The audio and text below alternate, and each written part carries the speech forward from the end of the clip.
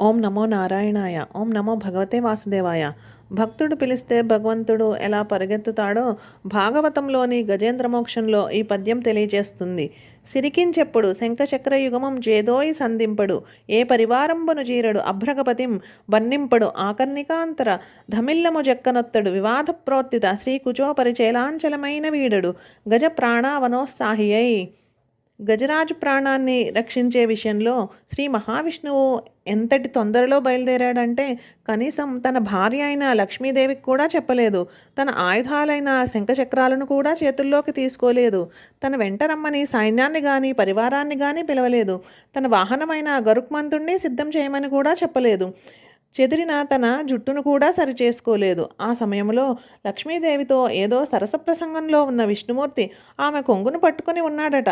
కనీసం ఆ కొంగును కూడా వదలకుండా అలాగే గజేంద్రుని రక్షించాలనే ఆతృతలో పరుగున బయలుదేరాడు. భక్తుని ప్రాణరక్షణే భగవంతుడి మొదట కర్తవ్యము.